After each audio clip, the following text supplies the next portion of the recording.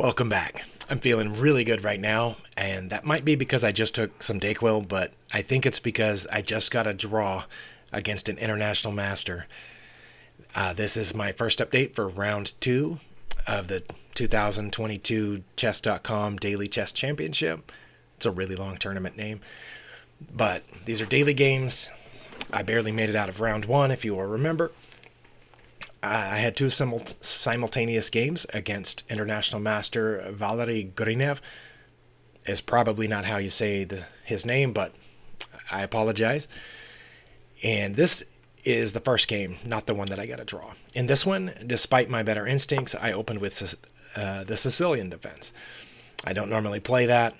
I play the Caro-Kann, and sometimes in live fast games, I play the Scandinavian. But I tried this, and it turned out I was doing okay.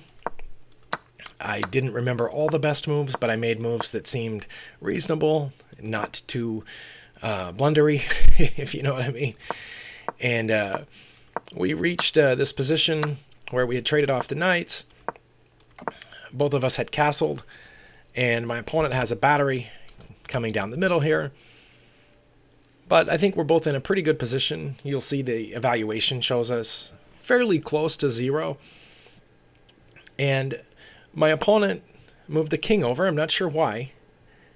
And I made one of the best moves. And again, made one of the best moves. So now we're lining up here. I saw that he was lining up this bishop here, probably going to move the pawn forward. I brought the rook over, and he did move the pawn forward. That turns out to be a mistake. Now, at the time, I didn't realize it was a mistake. I thought, oh no, I've let myself get trapped into this position where we're going to trade bishops. I think that would be the reasonable first move here. And then I'm probably going to lose this knight. Or at least a pawn, and have lots of activity coming down through the d-file. So I took the bishop, which turned out to be the best move. And he took my bishop, which turned out to be his best move. Now here, I only have one good move. And it's that. Now, again, I didn't realize at this point that I had a minus 1.03 advantage, or whatever it is. I could even have taken it to a drawn evaluation by moving the knight back here. Or it says I can even put the knight on d5 and not be too far behind. But what I did was that, and lost all the advantage that I have. And the problem with this is that I lose a piece, and it's going to be that one. Because when this pawn comes in, we can start doing trades here, but White's going to win that exchange, and that's what happened. So I end up, I'm a piece down here. We trade off that, and so I'm a piece down for the rest of the game because of that one mistake of mine moving the knight right here when I should have taken this pawn. But I mean, that's, that happens to me an awful lot. Now I'm very excited to show you the next game, however. Now in this game, the one where I had the white pieces, I played d4 as I normally do, but here I did not play the London as I normally do, getting one of these two pieces out on this side. I played c4, which not really the Queen's Gambit, because I think that requires this pawn to already be here. It says it's the Indian game, but I really can't explain why I went outside my comfort zone. I think maybe it was because in this tournament, every single player in my group was rated higher than me, and I figured I had nothing to lose by trying some new things. So it turned out I did end up making some of the better moves in a lot of these positions. I didn't know that at the time. I was just trying to be careful. And we developed all our pieces. We castled. Well, I didn't develop that bishop yet. Oh, this pawn move here was because I did see all of these pieces pointing at that square. So that's why I put the pawn up. But I can't explain all of these, and I don't want to go into too much depth, just to say that here I had a little bit of an advantage. And my idea here was to bring the rook over. To aim at this, it would be guarded by the knight. And that's what I did. My opponent moved the queen off. Now here, I didn't know what to do. It says one of my best moves was to, well, it's still making up its mind. Knight c4. Well, rook captures b8 check. It's going back and forth. Is it going to stop? Okay, so I did make the best move here. I just did that because I wasn't sure what else to do. I thought it would be bad if I moved the rook, just moved the rook out of the way. But right there, I know you're not supposed to play hope chess, but I was hoping my opponent would capture with the rook, thinking they would get the open file, and then I would pick up a free pawn. But my opponent is a international master with a 2400 FIDE rating, so they didn't miss that. They captured with the queen, maintained protection of that a6 pawn. However, again, I still have an advantage here. Oh, I spoke too soon. Moving that pawn forward loses my advantage. Here, I need to play knight to c4, which I did in a couple of more turns. It says or queen to c2 or knight to f3. But I moved the pawn forward. And it didn't matter because my opponent did that, which turned out to not be great at all. And here again, I should play knight to c4 or queen to c2. But instead, oh, I did play, that's where I played knight to c4. Okay, so I look at that, plus 1.5, 1.4. That's pretty good. Again, considering my opponent, I thought I was doing pretty well here.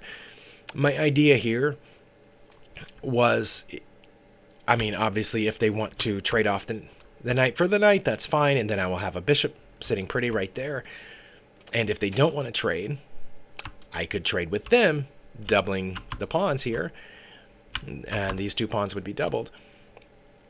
Or another thought that I had was to move this pawn forward so that my knight could come up here to b6. These were just some loose ideas that I had. However, my opponent did trade.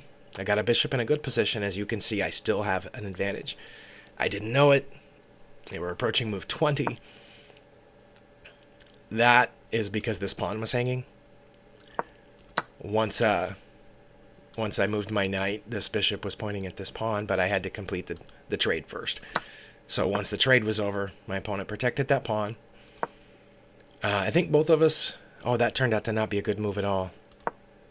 Was that my biggest advantage of the game? My biggest advantage of the game, 2.5 right here. If only I had gone f4. Or bishop to d2. Or queen to d3. One of those moves, I would have kept over a 2-point advantage. Wow. I guess the f4 would have started breaking open the king side. Anyway, I didn't make the best move, but I still have a very slight advantage. My opponent decides to reroute his knight. I move that to protect this knight, which was hanging. Whoops, that's a bad arrow right here. And then the knight came back, going after the bishop, I assume.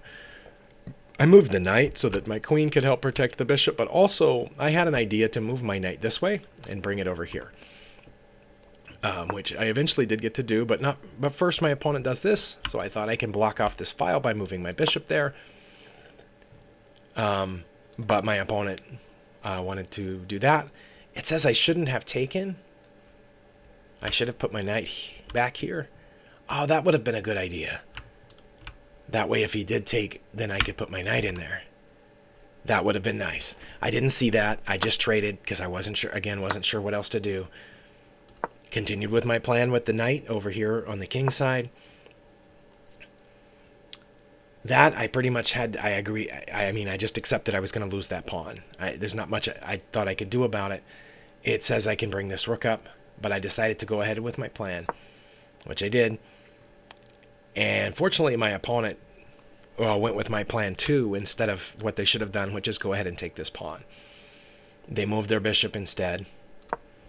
Which was pretty good. It maintains protection of this pawn, gets the bishop out of danger, and protects this pawn, which was hanging. That allowed me a chance now to move the rook to e3 to protect that pawn. We're on move 27. Kicks the knight out, bring it back. I think we're doing pretty good. And my opponent played that and offered a draw. Now, there's only one good move in this position, according to the engine, and that is for me to capture this pawn. But even if I did the next best move, I would have only had a slight disadvantage. But I wasn't sure, and so I accepted the draw. In fact, I've learned from experience whenever someone rated that much higher than me offers a draw just to take it, because almost every time that I refused it, I ended up losing. And this guy probably would have won if he had just kept playing, despite what little advantage I have here and how careful I was being. I would have blundered something. But I took the draw. First ever time I've played any titled player, and I got a draw with an international master. So you can see why I'm a little excited about that. Thank you for watching, and look for further updates on this tournament.